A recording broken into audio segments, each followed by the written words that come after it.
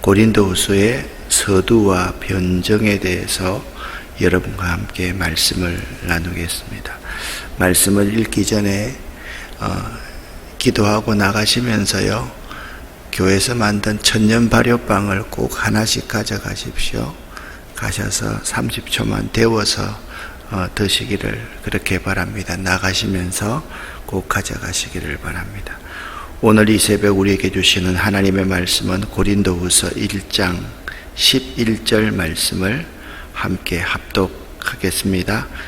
여러분도 기도로 우리에게 협력하여 주십시오. 많은 사람의 기도로 우리가 받게 된 은총을 두고 많은 사람이 우리 때문에 하나님께 감사를 드리게 될 것입니다. 아멘. 고린도후서의 서론입니다. 고린도시는 동방과 서방 여행과 무역의 요충지로 상업, 부, 문명, 부패함으로 주목받는 도시입니다. 여신 비너스를 숭배하는 본거지로 타락한 죄와 은혜의 도시가 고린도이다라고 여러분이 알고 있습니다.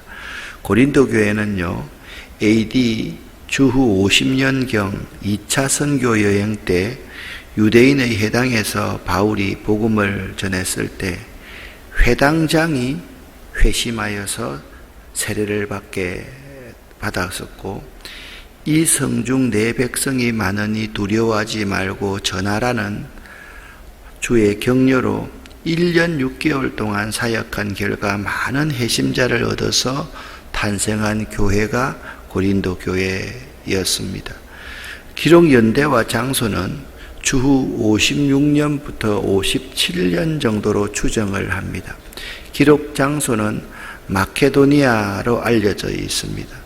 마케도니아는 방금 뒤에 어느 부분인지 제가 지도를 보여드리겠습니다. 왜 기록 연대와 기록 장소가 마케도니아라고 그렇게 말을 하느냐? 2장 13절 말씀을 보니까 내가 내 형제 디도를 만나지 못함으로 내 심령이 편치 못하여 그들을 작별하고 마케도니아로 갔노라 라는 말씀이 있고요. 7장 55절에 보니까 우리가 마게도냐에 이르렀을 때에도 우리 육체가 편하지 못하였고 사방으로 환난을 당하여 밖으로는 다툼이요 안으로는 두려움이었노라, 그렇게 말씀하고 있습니다. 여러분, 이 지도를 이렇게 잘 보시면요, 그냥 여러분이 잘 아는 곳 아닙니까? 이쪽이 이제 안디옥 교회고 이쪽이 예루살렘입니다. 여기인데 여기가 이제 갑바도기아, 갈라디아, 이게 아시아, 여기가 뭐냐? 여기가 마케도니아입니다. 그리고 아가야, 여기가 아가야입니다. 지금 이제 고린도가 바로 여기 아닙니까? 이 그리스 아닙니까? 이렇게 그리스 바로 위에가 아카이아, 아가야고 여기가 마케도니아다. 그러니까 여러분 항상 여러분 보시면 여기가 에베소인데 여기서 이쪽으로 바로 배를 타고 갈 수도 있었지만 주로 육로로 이렇게 쭉 여행해서 여기 빌립보 교회고 요 지방, 큰 지방이 갑바도기아라는 지방이다. 그렇게 여러분 알아두시면 좋겠습니다. 기록 목적은 뭐냐? 교회 내에 근친상간의 죄를 해결할 것과 예루살렘의 가난한 성도들을 위한 헌금을 장려하고 자신의 사도권을 옹호하고 변호하기 위해서 기록된 책이 고린도후서입니다. 고린도후서의 특징이라고 하면 바울의 개성이 아주 잘 나타납니다. 그래서 자기 개인적인 문제에 대해서 변호하고 자기 스스로가 하고 싶은 말을 거침없이 하는 것이 고린도후서입니다. 그리고 야고보서와 마찬가지로 교회 생활에 있어서 말뿐이 아니라 실천을 강조하고 있는 책이 고린도후서입니다. 고린도후서의 주제는 뭐냐? 환난에 대한 인내. 그 성격은 변호와 항의라고 말할 수가 있습니다. 환난에 대한 인내는 오늘 1장에도 나오는데요. 내가 정말 예수를 전가하다가 죽을 뻔하였다, 사형 선고를 받은 줄로 여겼다 할 정도로 이 환난을 많이 당했습니다. 그리고 원수들이요, 바울이 사도가 아니라는 거예요. 그래 거기에 대해서 자기가 개인적으로 변호하고 항의하는 내용들이 고린도후서에 많이 기록되어 있습니다. 그렇다면 가장 중요한 거 한 가지입니다. 다른 건 잘 몰라도 이것만 알아야 돼요. 고린도전서와 고린도후서의 차이점이 무엇인지를 여러분이 잘 알 수 있어야만 됩니다. 고린도전서에서는요, 주로 객관적이고 실제적인 내용, 고린도 교회에 여러 가지 문제가 있었습니다. 그들이 질문을 해오면 그 질문 한 가지 한 가지 주제에 대해서 객관적으로 설명하는 것이 고린도전서였습니다. 그런데 고린도후서는 뭐냐면 주관적이고 개인적인 내용이 기록되어 있다라고 보시면 돼요. 그 다음에 고린도전서는요, 초대교회의 특징을 잘 나타내주고 있는 책이 고린도전서인데, 고린도후서는 바울의 개성과 사역이 잘 사역자 바울에 대해서 잘 보여주고 있습니다. 그리고 고린도전서는요, 교리적인 문제를 많이 다루기 때문에 사려 깊은 가르침의 내용이 기록되어져 있습니다. 그런데 고린도후서는 열정적인 변호와 정언을 기록하고 있습니다. 고린도전서에서는요, 이교에 대한 경고를 하고 있다라고 한다면 고린도후서에는 유대교적인 영향에 대한 경고를 하고 있습니다. 이거는 매우 큰 차이입니다. 이방인들이 믿는 종교에 대해서 말하고 있는 것이 고린도전서라고 한다면, 고린도후서는 유대교의 영향에 대해서 경고하고 있다라는 점을 여러분이 알아두시면 좋겠습니다. 그러면 고린도후서는 어떤 내용으로 구성되어 있는지를 한번 보기를 원합니다. 고린도후서는요, 13장까지 들어가 있습니다. 1장에서는 1장 1절부터 11절까지는요, 문안 및 감사의 말이 기록되어져 있고요, 1장 12절부터 2장 17절까지 바울의 변정과 범죄자들에 대해서 어떤 대책을, 그러니까 고린도전서에서 네 파가 있었지 않습니까? 거기에 따른 여러 가지 교회 내에 범죄한 사람이 많이 있었습니다. 그들에 대해서 어떤 대책을 세울 것인가를 말씀하고 있고, 3장 1절에서부터 7장, 이게 3장 1절에서부터 7장 쭉쭉 말씀하고 있는데, 사도직에 대해서 말하고 있는데요, 3장 1절부터 11절까지는 구약보다 신약 사역이 우수하다는 것, 그 다음에 3장 이거 잘못됐네요. 죄송합니다. 그 다음에는 복음 사역자들의 용기와 담대함에 대해서, 그 다음에 4장 7절부터 6장 10절까지는 사도의 고난과 생활에 대해서 말씀을 하고 있고요, 그 다음에 6장 11절부터 7장 16절까지에 대해서는 사도와 교회의 관계 회복에 대해서 말합니다. 왜 바울이 이 사도직에 대해서 이렇게 3장부터 7장 16절까지 장황하게 말하고 있는가?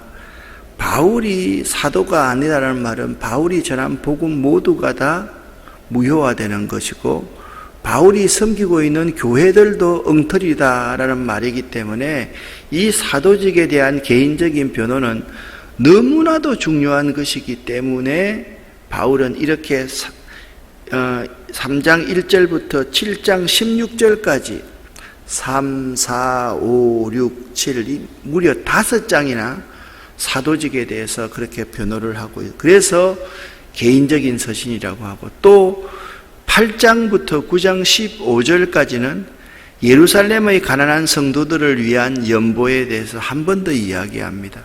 어제 여러분 고린도전서 16장 1절부터 3절에서도 연보에 대해서 말을 했지 않습니까? 똑같이 8장 1절부터 9장 15절까지의 헌금에 대해서 말을 하고 있습니다. 여러분, 바울이 헌금에 대해서 이야기하고 있는 것은 헌금 그 자체만 여러분이 생각해서는 안 됩니다. 말씀을 드렸죠. 예루살렘 교회가 자신을 파송해서 뭘 세웠습니까? 안디옥 교회를 세웠습니다. 안디옥 교회를 자기가 담임했을 때 자기의 역량이 부족하다는 사실을 알았기 때문에 사울이라는 사람을 데리고 와서 1년여 동안에 안디옥 교회를 함께 세워가고 함께 성장했습니다. 안디옥 교회가 성장하고 나니까 안디옥 교회가 바울과 바나바 담임 목사 둘을요 선교사로 보낸 거예요. 그로 말미암아서 이방의 많은 교회가 개척되었고 고린도 교회가 개척되었기 때문에 고린도 교회에서 예루살렘 교회의 가난한 성도들을 위해서 헌금을 한다는 것은 단순한 헌금이 아니라 그들의 믿음이 성장했다, 그들이 그리스도인으로서 성숙했다는 의미이기 때문에 예루살렘의 가난한 성도들을 위해서 연보한다는 것은 돈이 아니라 그들의 믿음의 성장을 보여주는 것이기 때문에 바울 사도는 매우 중요하게 다루고 있다라는 거예요. 10장에서 13장까지 또 사도권에 대해서 변호하고 있고요. 그리고 13장에는 결론을 내고 있는 내용이다. 그러니까 여러분 가만히 보시면 사도행전 고린도후서 이 내용은요 딱 두 가지 그 기본적인 내용, 문안인사 하고 나서요 사도권에 대해서 변호하고 있고, 여러분의 믿음의 성장의 중요한 지표가 뭐냐, 예루살렘 교회 성도들 가운데 가난한 사람들을 구제하기 위한 헌금하는 것, 이건 매우 중요한 문제입니다. 그 이야기를 장황하게 13장까지 하고 있다라는 거죠. 문안 인사가 1절부터 2절까지 나오고 있습니다. 함께 읽어보겠습니다. 하나님의 뜻으로 그리스도 예수의 사도가 된 나 바울과 형제 디모데가 고린도에 있는 하나님의 교회와 온 아가야에 있는 모든 성도에게 이 편지를 씁니다. 우리 아버지 하나님과 주 예수 그리스도께서 내려주시는 은혜와 평화가 여러분에게 있기를 바랍니다. 아멘. 자기가요 하나님의 뜻으로 말미암아 사도가 되었다. 나는 하나님이 직접 임명한 사람이니까 내 사도권에 대해서 부정하지 말아라 라고 시작하고 있습니다. 그런데 여기 보니까 고린도 교회와 아가야에 있는 모든 성도들에 대해서 말을 하고 있습니다. 여러분 말씀드렸죠. 요 위에가 마게도니아, 요 아래가 아가야, 여기가 고린도입니다. 아래에서부터 고린도, 아가야, 마게도니아. 그러니까 2차 선교여행을 하면서요 이 고린도후서는 이 마케도니아에서 기록했고, 지금 고린도후서의 대상은 뭐냐 하면 아가야에 있는 모든 성도와 고린도 교회에 내가 편지를 쓴다. 그러니까 여기 에베소니까요 요 아래 그리스 지금 아래 여기에 편지를 쓴다라고 그렇게 말을 하고 있는 거예요. 그게 이제 아가야, 아카이아라는 곳입니다. 2절에 의하면 바울은 성도들에게 어떠한 축복을 전을 합니까? 2절 말씀을 읽어보겠습니다. 우리 아버지 하나님과 주 예수 그리스도께서 내려주시는 은혜와 평화가 여러분에게 있기를 빕니다. 아멘. 은혜와 평화의 축복을 빌고 있다. 그러면 바울이요 3절 4절에 보니까 하나님을 우리 주 예수 그리스도의 아버지이신 하나님을 찬양합니다. 그렇게 인사 말을 하면서 하나님을 찬양하고 있는데, 그 하나님은 어떤 분이냐? 3절 중반절부터 4절 상반절까지 제가 읽어보겠습니다. 그는 자비로우신 아버지이시요, 두 번째 온갖 우리에게 위로를 주시는 하나님이시요, 세 번째 온갖 환난 가운데서 우리를 위로하여 주시는 분이십니다. 첫 번째 뭡니까? 자비로우신 아버지시요, 두 번째 위로를 주시는 하나님이시요, 우리가 환난 가운데 있을 때 우리를 위로해 주시는 분이 하나님이기 때문에 그 하나님을 찬양합니다 라고 말하고 있습니다. 그러니까 하나님이 그런 분이신데, 하나님은 자비로우신 분이고 위로자이시고 또 환난 가운데 있는 우리를 더욱더 위로하시는 분이신데, 우리가 이 하나님의 복음을 전하는 우리들가 그 하나님께 받은 위로 때문에 다른 환난 당하는 사람을 위로할 수가 있다라고 말씀하고 있는 것입니다. 그러면 그리스도의 고난과 성도들이 당하는 환난의 관계는 무엇인지 5절과 6절을 여러분과 제가 함께 읽어보겠습니다. 그리스도의 고난이 우리에게 넘치는 것과 같이 그리스도로 말미암아 우리의 위로도 또한 넘칩니다. 우리가 환난을 당하는 것도 여러분의 위로와 구원을 받게 하려는 것이며, 우리가 위로를 받는 것도 여러분이 위로를 받게 하려는 것입니다. 여러분은 이 위로로 우리가 당하는 것과 똑같은 고난을 견디어냅니다. 아멘. 바울 사도가요, 그 어려운 고난을 이길 수 있었던 위원은 뭐냐면 자비로우신 하나님, 자비와 사랑이 많으신 그 하나님, 은혜의 하나님, 능력의 하나님, 그 하나님이 자기를 위로해 주었기 때문에 그 위로를 가지고 견딜 수 있었다는 거예요. 내가 하나님 앞에 그런 위로를 받았으니까 나보다 더 심한 환난을 당하는 그런 사람들도 위로해 줄 수 있었다. 나처럼 여러분도 잘 견디어 나가시기를 바랍니다 라고 말씀하고 있습니다. 그렇다고 하면 바울이 도대체 어떤 환난을 당했습니까? 8절부터 11절을 읽어보면 눈물겹게 바울은 환난을 당했습니다. 함께 읽어보겠습니다. 형제자매 여러분, 우리가 아시아에서 당한 환난을 여러분이 알기를 바랍니다. 우리는 힘에 겹게 너무 짓눌려서 마침내 살 희망까지 이를 지경에 이르렀습니다. 우리는 이미 죽음을 선고받은 몸이라고 느꼈습니다.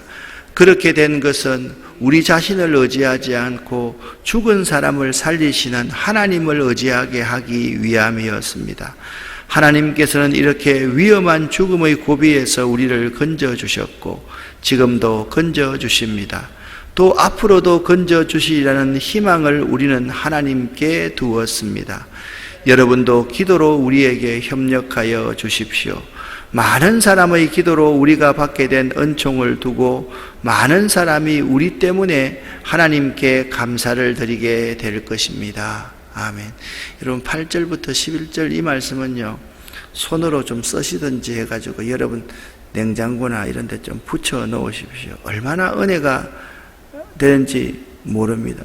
하나님이 우리를 사형 선고를 받도록까지 내버려 두신 이유가 있었습니다. 그 이유가 무엇입니까? 우리 자신을 의지하지 않고 죽은 사람도 살리시는 하나님을 의지케 하기 위해서 하나님이 사형 선고를 받을 만큼 우리를 힘들게 내버려 두셨습니다. 또 10절 말씀은 뭐라고 말씀을? 하나님께서는 이렇게 위험한 고비에서 우리를 건져주셨고 지금도 건져주십니다. 앞으로도 건져주시라는 것을 믿습니다. 여러분들도 어려움을 당하면 하나님이 지금까지 지켜주셨듯이 지금도 지켜주실 것이고 앞으로도 지켜주실 것입니다. 그것으로 말미암아 여러분과 저는 같이 하나님께 감사와 찬양을 할 수가 있습니다. 우리가 찬양하는 하나님이 어떤 하나님이라고 그랬습니까? 자비하신 하나님, 또 우리를 위로해 주시는 아버지. 세 번째는요, 많은 환난 가운데서 더욱더 우리를 위로해 주시는 하나님이다 라고 말씀했지 않습니까? 그 하나님이요, 과거에도 지켜주시고 지금도 지켜주시고 앞으로도 지켜주실 것이다.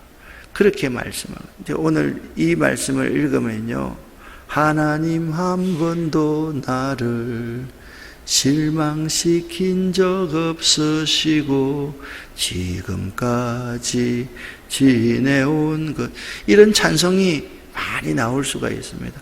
정말 말씀은요, 이렇게 맛있을 수가 없고 이렇게 의미 있을 수가 없습니다. 이 말씀을 대하면 지금 어려움을 당하고 있는 여러분, 여기 어머니가 또 암 수술을 받고 있는 분들도 있고, 지금도 암 때문에 고통당하고 남편이 아픈 분 다 있습니다. 근데 이 말씀을 다시 한번 읽어 보십시오.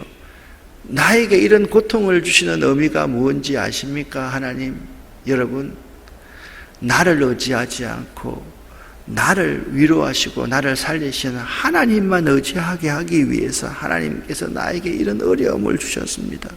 하나님은요, 과거에도 지켜주시고 지금도 지켜주시고 앞으로도 지켜주실 것을 믿습니다. 여기만 끝나는 게 아니죠. 옆에 어려움 당하는 사람한테 가서 나를 하나님이 이렇게 해주셨는데 당신에게도 그런 하나님입니다. 그 하나님을 감사하고 찬양하십시다. 바울은요, 아시아에서 복음을 전하다가 심한 고생을 받아서 살 소망까지 끊어지고 사형 선고를 받은 줄로 생각했다라고 말을 합니다. 그러나 바울은 자신이 당한 이러한 심한 환난은 자기를 의지하지 말고 오직 죽은 자 가운데서 다시 살리시는 하나님만 의뢰하게 하심이었다고 고백하고 있습니다. 성도가 이 세상에서 살 때 항상 잘 되고 좋은 일만 계속된다면 하나님에 대한 신앙이 약해질 것입니다. 그러나 때때로 원치 않는 시련과 고난을 당함으로써 자신의 힘이나 실력을 믿지 않고 하나님만 전적으로 신뢰하고 따르는 믿음의 삶으로 성장하게 되는 것 아니겠습니까? 또한 바울은 환난을 당하는 것이 감사할 조건이 된다라고 말을 하고 있습니다. 즉, 환난을 당하게 되면 기도할 것이며 기도함으로써 고난을 이길 수 있는 힘이 생기고 결국 이김을 주시는 하나님의 능력으로 그 고난을 이기게 되면 은혜와 능력과 위로를 주신 하나님께 감사할 수 있기 때문에 우리가 당하는 환난은 감사케 하는 조건이 된다라고 그렇게 말을 하고 있습니다. 결국 우리 성도가 당하는 환난은 전적으로 하나님만 의뢰하게 하는 방편이며 하나님께 감사하는 조건으로서 주어지는 일종의 테스팅 은총이라는 사실을 알아야만 합니다.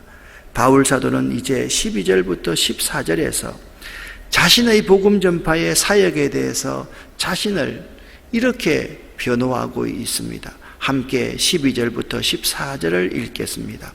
우리의 자랑거리는 우리의 양심이 또한 정언하는 것이기도 합니다. 그것은 곧 우리가 세상에서 처신할 때, 특히 여러분을 상대로 처신할 때 하나님께서 주신 순박함과 진실함으로 행하고 세상의 지혜로 행하지 않고 하나님의 지혜로 은혜로 행하였다는 사실입니다. 우리는 지금 여러분이 읽고 이해할 수 있는 것만을 써서 보냅니다. 나는 여러분이 그것을 완전히 이해하기를 바랍니다. 여러분이 우리를 이미 부분적으로 이해했습니다마는 우리 주 예수의 날에는 여러분이 우리의 자랑거리이듯이 우리가 여러분의 자랑거리가 될 것입니다. 아멘. 세상의 지혜로 행하지 않고 하나님의 은혜로 행하는 삶, 오늘 여러분의 기도의 제목입니다. 세상의 지혜로 행하지 않고 하나님의 은혜로 행하는 삶. 사랑하는 여러분, 바울 사도는 육체로 하지 않고 오직 하나님의 은혜 가운데서 하나님의 거룩함과 진실함으로써 복음 전파의 사역을 감당했다라고 강조하고 있습니다. 특히 자신의 선한 양심이 그것을 증거한다고 확실히 말했습니다. 성도들의 신앙생활에 있어서 양심의 소리는 곧 하나님의 소리입니다. 양심의 소리가 들릴 때 하나님의 소리로 들을 수 있어야 된다라는 것입니다. 진실을 외면하고 거짓되게 사는 것도 하나님 나라에 합당하지 못한 것이며 동시에 남의 진실을 믿지 않음으로써 타인의 양심의 소리를 무시하는 것도 옳지 못합니다. 그러므로 바울은요, 자신의 양심의 소리를 고린도교회 성도들의 믿음으로서 자기 양심으로서 고린도교회 교인들을 믿는 거예요. 훗날 그리스도 앞에서 서로 떳떳하게 마주 대하기를 애타게 소원하고 있습니다. 오늘 1장 1절부터 14절까지의 말씀만을 읽었는데 바울은 항상 세상의 지혜로 행하지 않고 하나님의 은혜로 행하였다는 것, 여러분 꼭 기억하시기 바랍니다. 자기를 의지하지 않고 그 하나님을 의지하는 삶, 여러분이 오늘도 그런 삶을 살아가실 수 있도록 기도하시기를 바랍니다. 꼭 여러분 나가실 때 빵을 하나씩 가져가서 30초 데워서 드십시오. 저는 또 오늘도 오전에 가서 환경센터에서 일을 할 것입니다. 기도해 주시기를 바랍니다. 하나님 아버지, 감사를 드립니다. 고맙습니다. 모든 것이 하나님의 은혜임을 고백합니다. 세상을 의지하지 않고 내 세상의 지혜를 의지하지 않고 하나님의 은혜로 행할 수 있는 저희들 될 수 있도록 도와주시옵소서. 이 새벽에도 기도하는 우리 모두에게 하나님 은혜 위에 은혜를 주시고 하나님의 놀라운 복을 허락하여 주시옵소서. 예수 그리스도 이름으로 축복하옵고 간절히 기도 올립니다. 아멘.